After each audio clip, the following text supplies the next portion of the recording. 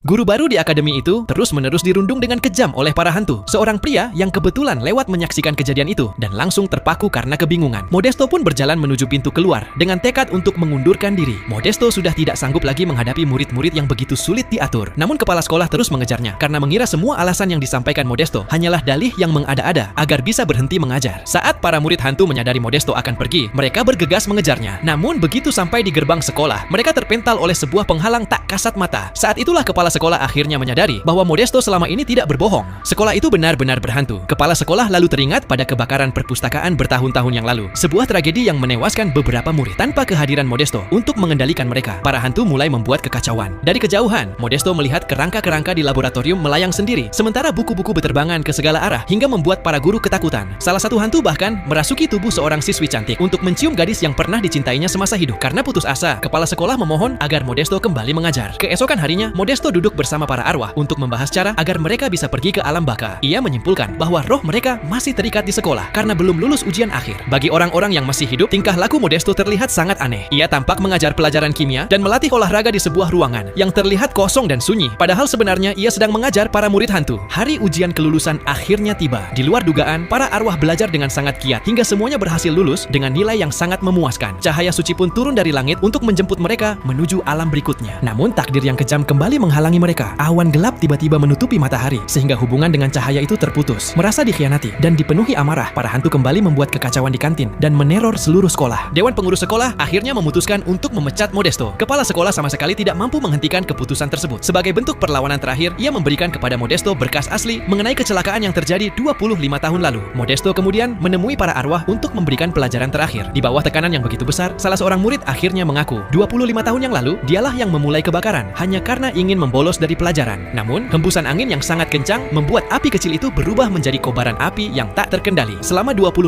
tahun, ia hidup dalam rasa bersalah yang menghukumnya sendiri. Namun, ia tidak pernah menyadari betapa besar pengampunan dari teman-temannya. Selama seperempat abad, teman-temannya tetap berada di sisinya dan sama sekali tidak menyimpan kebencian atas kesalahan yang pernah ia lakukan. Setelah kebenaran akhirnya terungkap, beban berat yang selama ini mengikat hati mereka pun perlahan menghilang. Di bawah tatapan penuh air mata dari guru mereka, para murid saling berpelukan untuk terakhir kalinya sebelum tubuh mereka perlahan menghilang di telan cahaya. Akhirnya mereka dapat menuju kedamaian yang selama ini tidak pernah mereka dapatkan.